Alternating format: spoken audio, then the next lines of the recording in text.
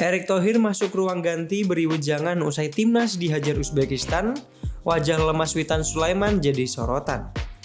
Para pemain timnas Indonesia U23 terlihat kecewa lantaran kalah dari Uzbekistan di babak semifinal Piala Asia 2024 pada hari Senin 29 April 2024. Ketua Umum PSSI Erick Thohir pun memberi semangat dan wejangan kepada para pemain. Namun sikap Witan Sulaiman menjadi sorotan warganet. Momen ketika Erick Thohir masuk ke ruang ganti ini nampak dalam video yang diunggah ke media sosial. Mantan pemilik klub Inter Milan terlihat berusaha membakar kembali semangat para pemain timnas. Ini ada game kedua yang penting yang memastikan kita lolos Olimpiade. Tempat ketiga, kita mau nyerah atau fight back? Mau nyerah atau fight back? Ayo, come on. Ucap Erick kepada para pemain.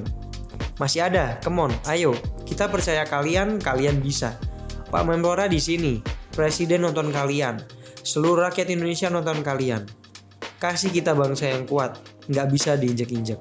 Jangan ngeluh, kita fight back, imbuhnya.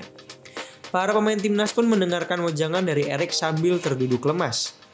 Wajah mereka masih terlihat menunduk karena menyesal tidak dapat masuk ke babak final. Salah satu pemain yang sikapnya juga menjadi sorotan saat itu adalah Witan Sulaiman. Suami Risma Hani ini terlihat duduk di pojokan lantai ketika Erick memberikan arahan. Semangatnya masih belum bangkit kembali. Bahkan ketika Erick dan jajaran petinggi olahraga bersalaman, Witan tidak menunjukkan gestur bersemangat. Warganet pun merasa ekspresi dan sikap Witan turut mewakili apa yang masyarakat rasakan saat ini. Lantaran timnas dikalahkan oleh Uzbekistan dengan berbagai kontroversi keputusan wasit. Seperti komentar dari salah satu netizen yang menuliskan, "Witan adalah gue. Dalam hati kurang ajar lah wasitnya. Witan udah lemes banget kayak gorengan maghrib," komentar warganet lainnya. Untuk episode ini, gua jadi Witan, imbu netizen lain. Kontroversi wasit. Sejumlah keputusan wasit Shen Yihao dan Sifar Konpuudom atau wasit VAR dianggap menyudutkan timnas Indonesia dalam babak semifinal Piala Asia 2024. Yang pertama, ketika Witan Sulaiman dilanggar di dekat kotak penalti Uzbekistan U23 di menit 27. Wasit mengecek VAR dan pada akhirnya memutuskan tidak terjadi pelanggaran. Padahal awalnya diberikan tendangan bebas. Kedua, gol Muhammad Ferrari dianulir lantaran Ramadan Sananta dianggap wasit berada di posisi offside. Sejumlah warganet menilai wasit tidak melihat posisi Sananta dari dua angle kamera yang berbeda, sehingga muncul polemik atas keputusan wasit menganulir gol Ferrari.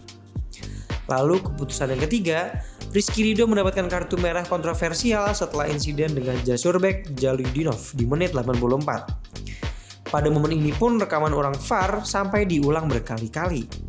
Kekecewaan publik atas kinerja Shen Yihao dan Sifar Konpuudom pun semakin bertambah lantaran rekam jejaknya di masa lalu.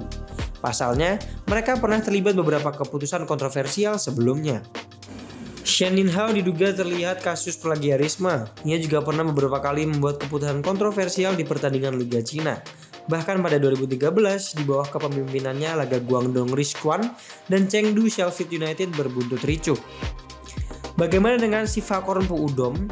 Wasit VAR ini sudah 3 kali mengawal laga timnas Indonesia dan keputusannya selalu merugikan skuad Garuda. Ketika timnas Indonesia ditumbangkan oleh Qatar dalam fase grup, dalam laga itu Qatar mendapatkan penalti setelah tayangan ulang VAR. Selain itu, Ramadan Sananta juga di kartu merah. Berikutnya, saat pelanggaran Ivar Jenner yang berujung kartu kuning kedua atau kartu merah, padahal Ivar tidak melakukan pelanggaran yang berbahaya kepada pemain Qatar.